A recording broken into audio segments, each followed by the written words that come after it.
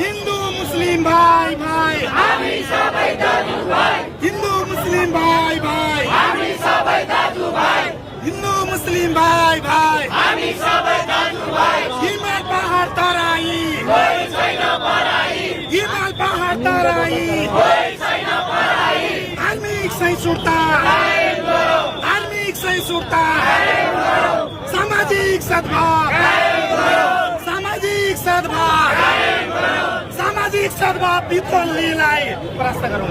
सामाजिक सद्भाव बिथोल्नेलाई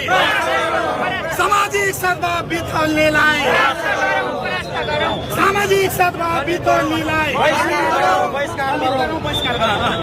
सामाजिक सद्भाव बिथोल्नेलाई सामाजिक सद्भाव बिथोल्नेलाई सामाजिक सद्भाव बिथोल्नेलाई हिमाल पहाड तराई हिमाल पहाड तराई सामाजिक सद्भाव सामाजिक सद्भाव सामाजिक सद्भाव धार्मिक सहिष्णुता धार्मिक सहिष्णुता हिमाल पहाड तराई गर्नुपर्ने अहिले चितवनले एउटा नमुना पेश गरेको र म उम्मिद गर्छु र मेरो यो आशा छ हाम्रो समग्र नेपालमा सम्पूर्ण नेपाली भाइहरूले दाजुभाइहरूले यसरी नै अङ्कमाल गरेर यसरी नै सद्भाव र सहिष्णुताको आफ्नो एउटा प्रमाण दिनुहुन्छ भन्ने मलाई एकदम आशा छ। धन्यवाद। अहिले देशका अधिकांश कतिपय क्षेत्रहरूमा हिन्दू र मुस्लिम एकअर्कामा नमिल्ने स्वभाव नमिल्ने सोच नमिल्ने विचार नमिल्ने भन्ने खालको त्यो तरङ्ग पैदा गर्ने एउटा ग्रुप सिर्जना भइरहेको छ। खास गरी त्यो अनावश्यक रूपमा गलत तरङ्ग पैदा गर्ने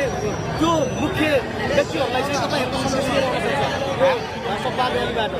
र्यालीबाट यो सन्देश दिन चाहन्छु कि नेपालको हाम्रो नेपालीपन जुन छ अहिलेसम्म सदियौँदेखि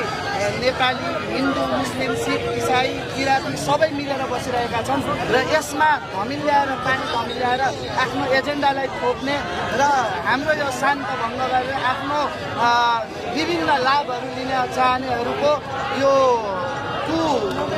जुन आफ्नो नराम्रो एउटा एजेन्डा छ त्यो हामी सफल हुन दिँदैनौँ भनेर यो सम्पूर्ण मानव जनसागरले